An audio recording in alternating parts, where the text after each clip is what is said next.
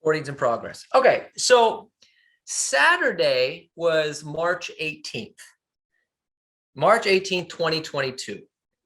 On March 18th, 2020 was when the stay-at-home order was put into effect in California because of what was going on with COVID-19. 2 years later. Now, be honest, when this was all going down, who thought we'd be out of it by Easter? Just me.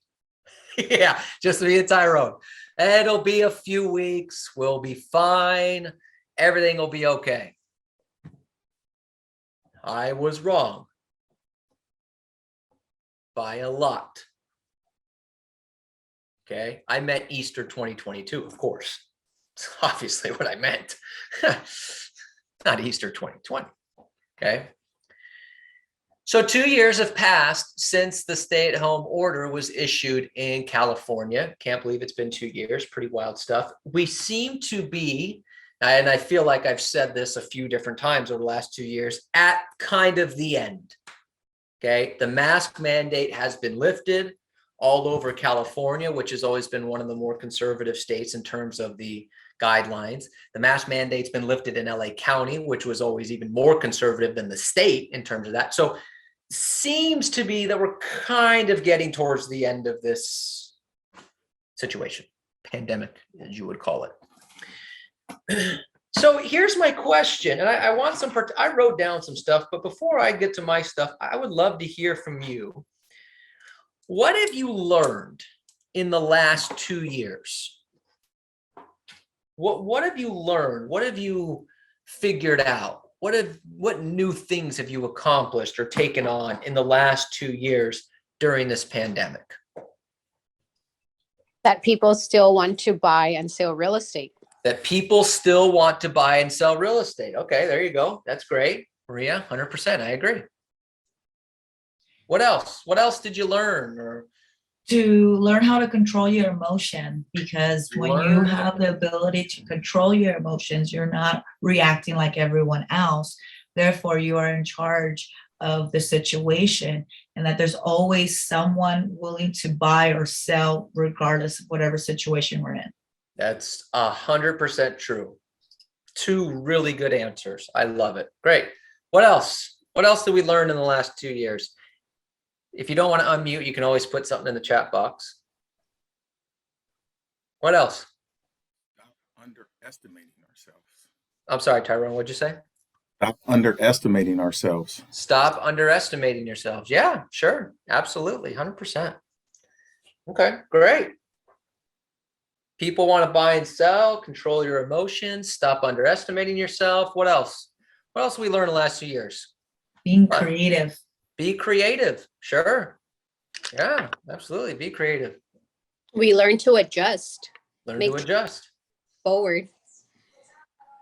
Keep moving forward. Adapt. Adjust. All right. Whatever word you want to put in there.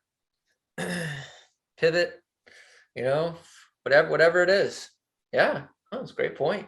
Great point. What else? What else did we learn over the last 2 years with everything that's gone on? To be prepared. To be prepared. Okay. Be prepared for kind of anything that life throws at you, right, Denise? Yes. Okay. Sure. Be prepared. All right.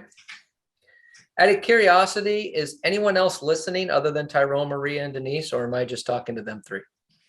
I'm here. We are Okay. listening. Okay. I'm listening.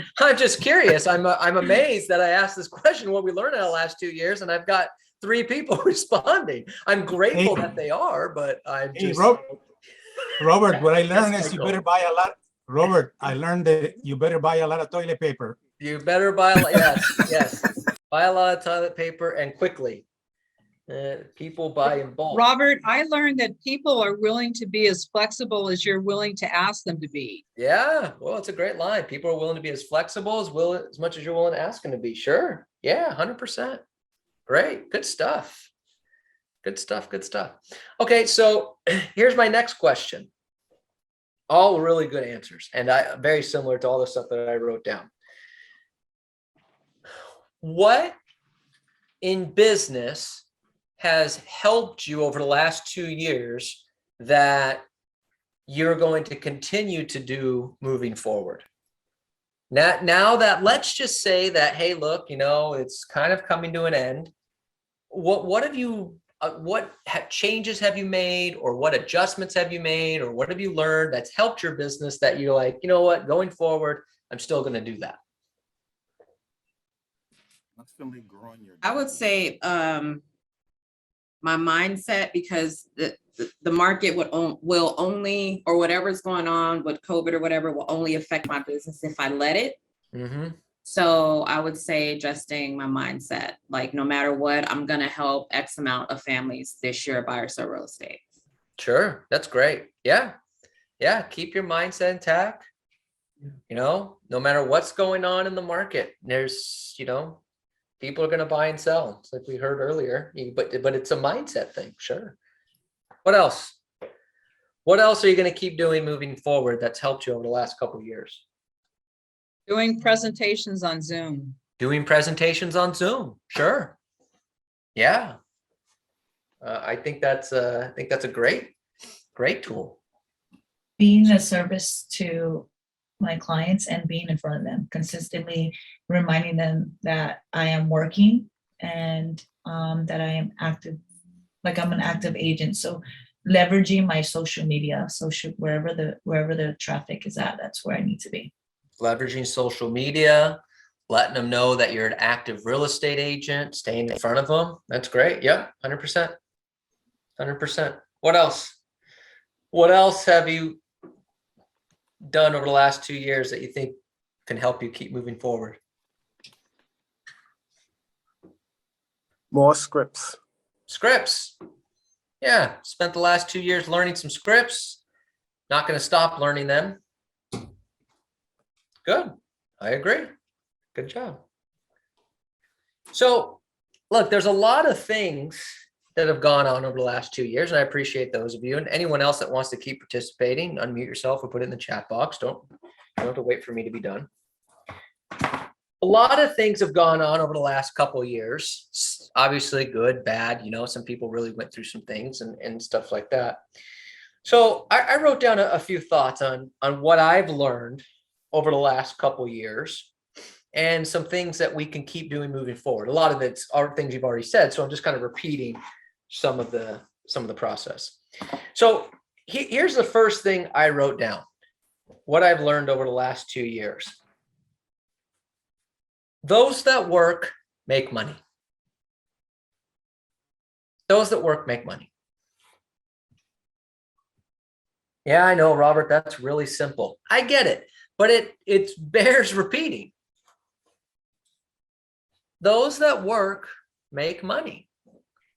And those that don't. They get luckier. Yeah, exactly. It's the old thing of like, oh, they get all the luck. It's always, the people that have the best energy, the best work ethic seem to always get all the luck as well. Amazing how that works out. Those that work make money. What I've learned over the last 2 years is very similar to what some of you have said, is that California from day one real estate was deemed an essential business in the state of California, meaning at no point did real estate stop in the state of California, not even for a day. And now, yes, there were some slowdowns. There was, you couldn't do open houses. You had to do things a certain way, but at no point could people not buy or sell real estate. Now, for those of you that don't know, that wasn't the case everywhere. In Michigan, for example, they did shut down. You could not complete a real estate transaction in the state of Michigan. And there was a number of other states. I just remember talking to Dave Abdallah about that when it happened. And so some people stopped working. Now, if you stopped working because you actually had real stuff going on, that's different. But some people just stopped working because they just stopped working. And the people that kept working and kept grinding and kept making calls and kept talking to people and kept learning soon found out, to what we said earlier, people were still buying and selling real estate. And all that happened was the pie shrunk. The deals, there were still deals, but the number of agents working shrunk dramatically. So the people that worked got all the deals. Okay. You have to always keep that in mind moving forward.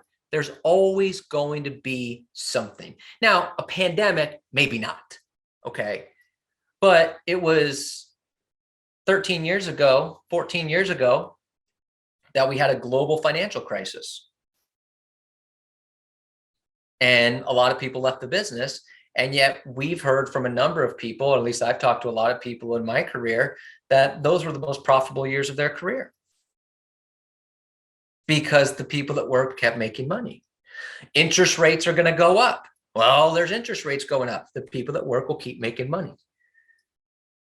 There's less inventory. The people that work are going to keep making money. There's always going to be an election. There's always going to be some sort of crisis in some country, whether it be a war, whether it be economics, whatever. There's always going to be something. And what I've learned is a lot of people will always find the excuse not to work. And the people that work will always make the money. So keep that in your mind as you go forward, that the next time an election comes around, the people that work are going to make the money. I mean, it was so amazing how in the middle of this pandemic, there was a presidential election and how many people were like, well, we want to see what happens with the election.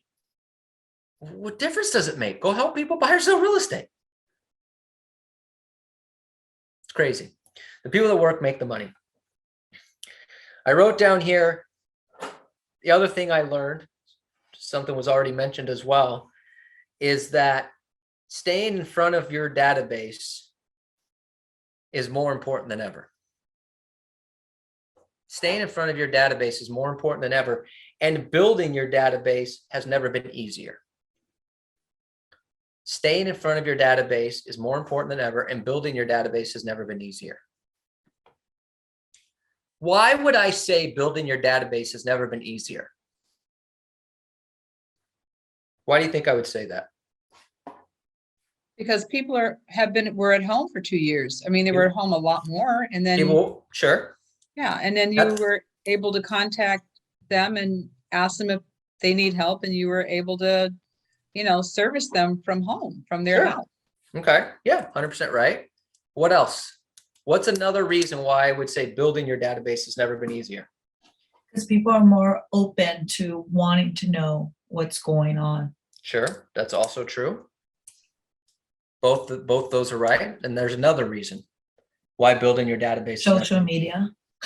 No, I mean, you could say, but social media's been around for a little bit. What's another reason over the last 2 years that building your database has never been easier? The interest rates. No. I mean, interest rates are great, something to talk about.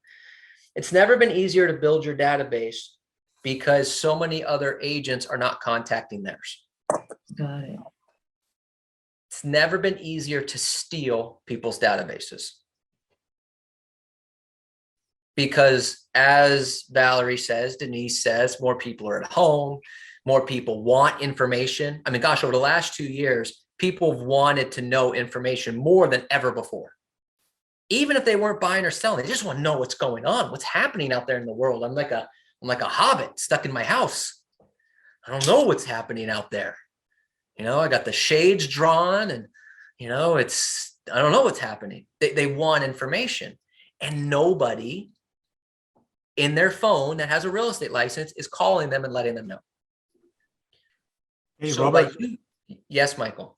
I got a question. I guess you have an answer on that. Neil was telling us that now than ever, more people stay in their home. I think it was 24 years. I think when I when I started the business, they were moving every 7 years. I think. Yeah. Now they're taking longer. So sometimes that comes into my mind. The question: you call the database. Obviously, people are not going to move because they are within the 24 years. So most likely what you're looking more there then is referrals, right? Is that pretty much what we're looking for when we call? 100%. It's looking for referrals, and it's also looking for, are they looking to buy another property? Or maybe because in the last 2 years, prices have gone up so high that they're finally able to take the equity out of their house and use it for a down payment on a bigger house. But yeah, it's referrals. I remember Tony Smith saying one time that every single person in your database knows 2 or 3 people that are going to sell a house in the next 12 months. You just have to be asking for the referrals so you can get those 2 to 3 people. But being in front of, there's all these people that want information, and the agents that they rely on that have sent them postcards or phone calls and a door knock before weren't there. They left them. So now you have an opportunity to provide information, answer their questions, and take someone who wasn't in your database and build them into your database to then get more referrals and more deals. So for those of you that are not taking advantage of that, start today by calling around the neighborhood or door knocking around the neighborhood, people you don't know, and getting them into your database. The biggest source of business we have in the company is the database. Build it. It's never been easier to do that. People are dying for information and their agents are nowhere to be found.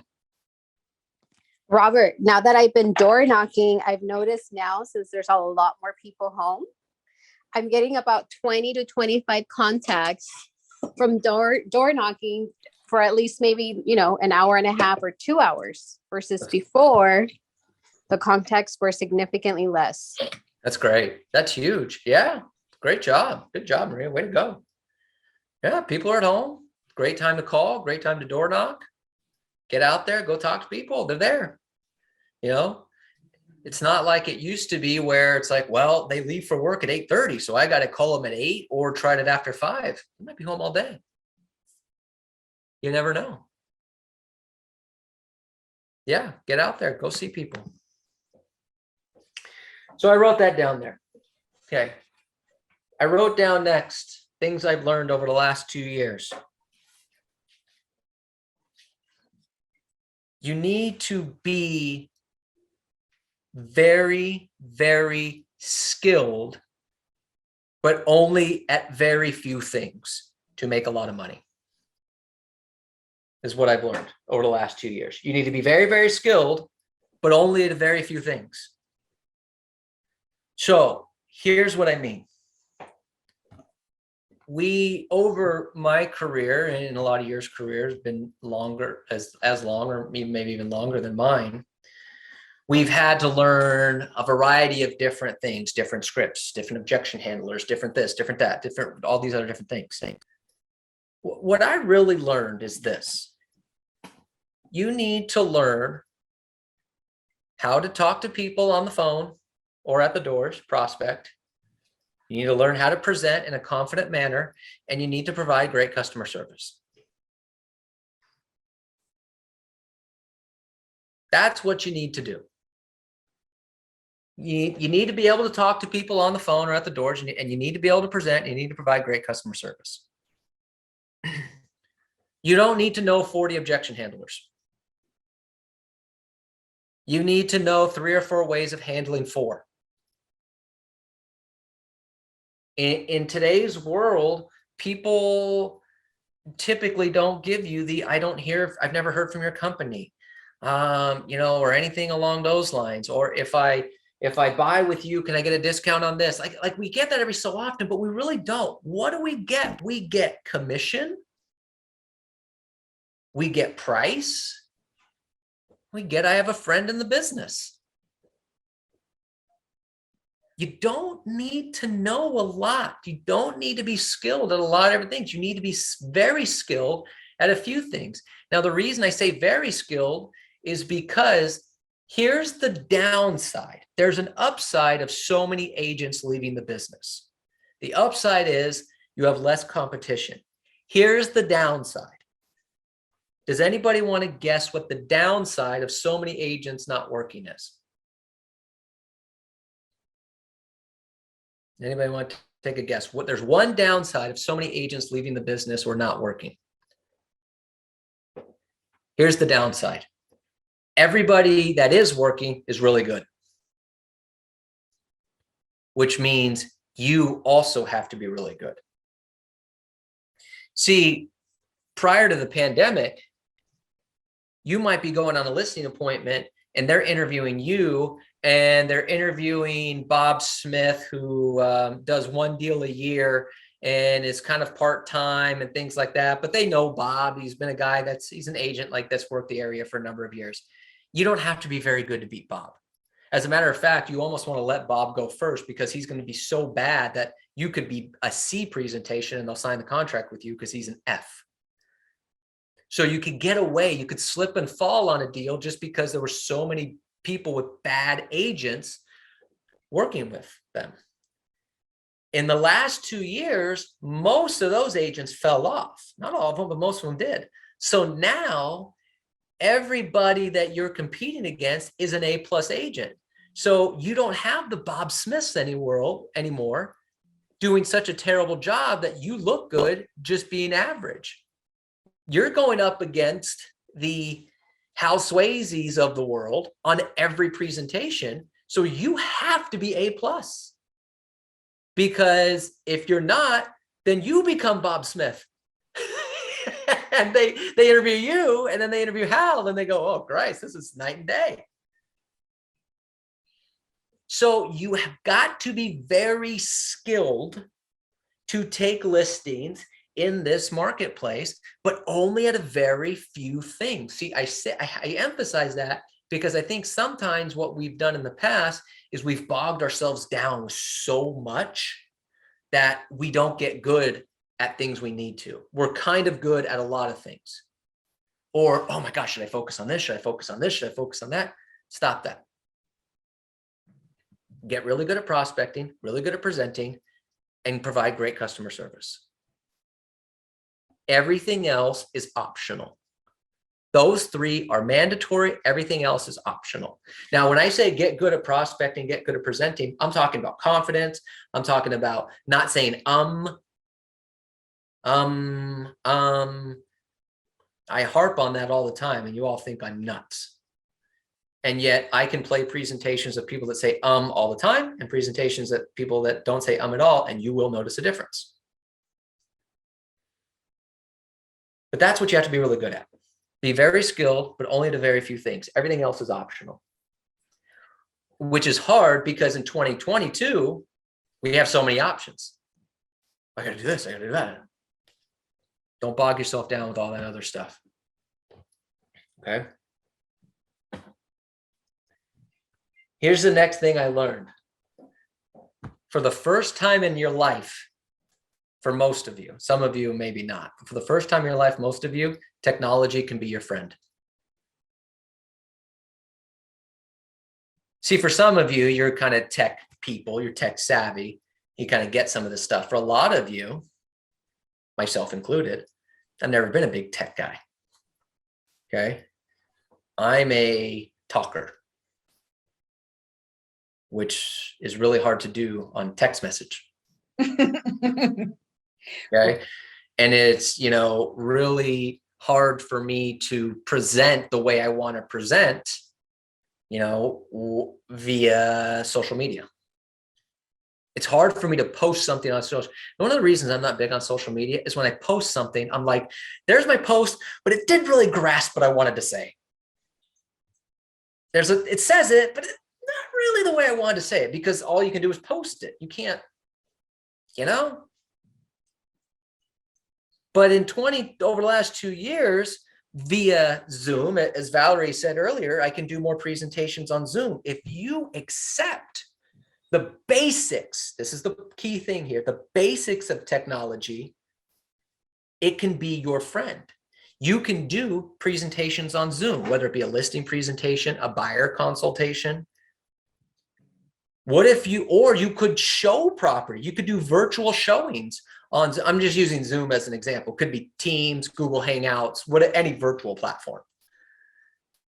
But you could do virtual showings. Okay, you have a buyer, that's an investor. You know, hey, look, there's a virtual showing. Why don't we hop on Zoom? Let's watch this together and I can answer all your questions, things like that. I could do a listing presentation via Zoom, which means I don't have to drive back and forth. For some of you, you have great databases they're going to use you. Just if you could do it on Zoom, do it on Zoom, right? You could do the presentation that way. You could do meetings on Zoom. I'm a firm believer that the more face-to-face you get with people, the better chances you are. Well, why don't you do a meeting on Zoom? Hey, look, why don't we get together, run through some numbers with you? How many times have you ever heard somebody say, well, the numbers would have to make sense? You ever heard somebody say that? I'll sell if the numbers make sense. Okay, great. Well, then why don't we do this? Why don't we hop on Zoom for 15 minutes? Let me show you the net sheet. Let's run through the numbers and see if they make sense. Now I get that face-to-face interaction. I get that personal touch instead of the phone call, the text message, the email. And I don't have to drive to the house, or if they're an investor, drive somewhere else. Utilizing this kind of technology can really help. Utilizing a CRM that can send out automatic emails, text messages, things along those lines. Bomb videos, or whatever video source you might use. Getting that out to people. This is the kind of stuff that goes back to staying in touch with people, getting in front of them. Now, again, the basics, because where some of you have overboarded is, well, you're going too deep into technology and it's taking up too much of your time. I say this all the time with CRMs. Well, Robert, I got to find the right CRM. You won't. Stop looking. Just get the basic one. You're not going to do all the tools that it has, and you're not going to spend $500 a month. What about this? What about that? Get a website that looks good, but you're not selling anything on your website. So it's not an e-commerce site. Get a website that looks good, but you don't need to spend thousands of dollars to do that either. So utilize the technology, the basics of it, and that can extremely help you, some of you, for the first time ever. And you can continue to use that moving forward. I mean, let me ask you a question. Going forward, do you think some people are still going to want to connect virtually? I think so. Some people are ready to get off the virtual stuff, but I know a lot of people. Let me tell you something. In our company, there are some people that are itching to get back to the office. We have a lot of people in our company that have openly said they may never go back to the office. They're like, oh, we're good, man. I got all this stuff on Zoom. We're good. But not everyone's different. Some people have been in the office the entire time. No right or wrong answer. But utilize some of this technology to your own benefit.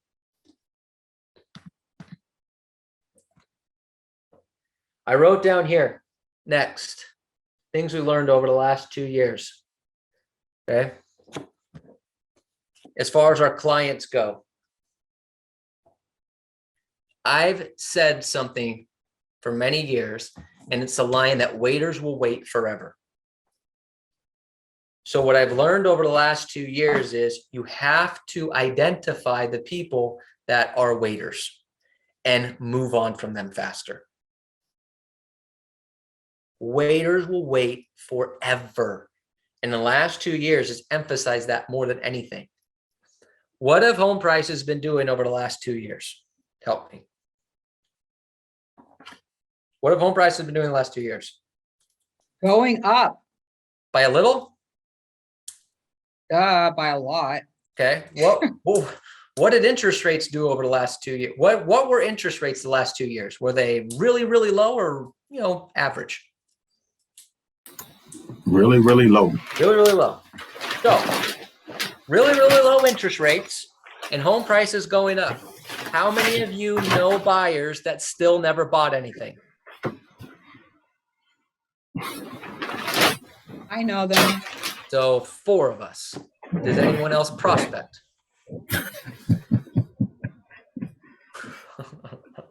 Or it's 12:57 and you're just waiting for me to be done. Interest rates, historic lows, prices skyrocketing, and you know some buyers that still didn't buy anything. Waiters will wait forever. I say this because going forward, when you run into someone that says, well, I want to wait to see what interest rates are going up. Well, that means prices are going to go down. Oh, Christ. Move on. Well, interest rates, 2 years from now, 3 years from now. Oh, interest rates dropped 1/100% today. I'm going to wait to see if they tank and go back to 2%. Move on. We've been for years been saying waiters will wait forever. Move on, move on. And over the last 2 years, there's been no better example that waiters will wait forever because there's been no reason for those that needed to buy a place or were interested in buying a place. And if they didn't do it over the last 2 years, they will never do it. There was never a better time to buy a place if you wanted to buy a house. If you didn't need to buy a house, then it was fine. Throw them away. You have to identify that waiters will wait forever and move on from them faster. You have to get rid of leads faster. To put a bow on this is the last part of that point was you have to get rid of leads faster. The only way though you can get rid of leads faster is to do what? What do you have to do in order to get rid of leads faster? In order for me to get rid of this lead faster, what do I have to do? Qualify them. Qualify them. I have to do aggressive lead follow-up and qualify them. Like on the first call, second call, maybe. But if we just have leads of, well, they want me to keep following up and keep following up and keep following up, stop doing that. Hey, Robert, one thing that I learned when you are receiving leads from Obsidy or if you get it from Redfin, because they put them in a program, if you don't follow up right away, they let you know, and you have emails and whatever, there is no way you can miss the follow-up because then you are concerned about not getting any more leads. So yeah. I think it's important to get a system because the system will remind you, like Obsidy always reminds you if you forgot to follow up in any of those buyers that they give you. Yeah. Yeah, absolutely. Absolutely. Very good. Very good. Follow up, aggressive lead follow up. We heard it multiple times earlier when I said, what'd you learn? And multiple people said, people are going to buy and sell. Yes. So no matter what, people are going to buy and sell. Get rid of the leads that aren't going to buy or sell and go find the ones that are. See, if you shift your mentality that I can get rid of this lead because there's more people that want to buy and sell, then you'll get rid of them. But some of us think, well, gosh, where am I going to find another deal? Nobody's buying and selling right now. So you hang on to this lead because you don't want to qualify them. You don't want to throw them away. People are going to buy and sell. Is it the same it was 5, 6, 7, 8 years ago? The number of total sales? No. But the number of agents actively working is also tanked. So yeah, it's hard. It's harder to find a deal right now. It really is. But there's deals out there. But Robert, isn't this the most time that, aren't there more agents in? There's more agents with an active real estate license than ever before. But there are less active agents. So what's considered active then? Anyone who's actively working. Anyone who's willing to take a buyer, anyone that's going to a class, anyone that's willing to make a phone call. Look, here's the deal. How do I know this? Here's how I know this. We have 185, give or take, agents in our company. I'm not saying this as a joke, and I'm not saying this to be mean. I'm just saying this to be honest. There are probably 75 to 80 agents. I was talking about that this morning. 75 to 80 agents in our company I have had no communication with in 2 years. Now, do we as an organization put a lot of effort into connecting with you? Yes, 100%. I mean, do you know how hard it is to ignore me for 2 years? Pretty hard. You have any idea how hard that is to do? How hard it is to ignore Neil? Neil sends a voicemail at 7 a.m. 5 days a week. We send out 3 text messages a day. Role play, 12:15 meeting, 3:30 meeting, every day. 5 days a week for 2 years. We send out email campaigns. We send out more text campaigns. We do all these things. Do you have any idea how hard it is to ignore us? And yet there's probably 75, 80 agents that have accomplished that over the last 2 years. And that's a company like ours. Can you imagine what it's like at other offices who aren't as aggressive in trying to get their agents to pay attention? Hey, Robert, also, some of those agents that you put in on the numbers are working as an employees, like for Redfin and whatever, right? Sure. Do they count them also as, as independent contractors, Yeah. even though they work for a company for a fee only? Yeah. Yeah. So the point is that, yeah, there are technically more people with an active real estate license than any time in history, but there's less active agents. So the pie has shrunk in terms of the number of deals, but the number of agents has shrunk crazy. So it's hard. The one thing I'll tell you, in the last 2 years, it's hard. But I tell you, man, this is a business that you have an opportunity to do really good. And it's still going to be a while. There's a lot of agents that are not going to come back to the business. And there's going to be some agents that gradually come back. And I've been saying for 2 years, your goal should be when agents do decide to come back, they have nothing to come back to. They have no database, they have no leads, they have nothing. That was my goal for everybody. And some of you accomplished that. Some of you put a lot of agents out of business, and that makes me thrilled.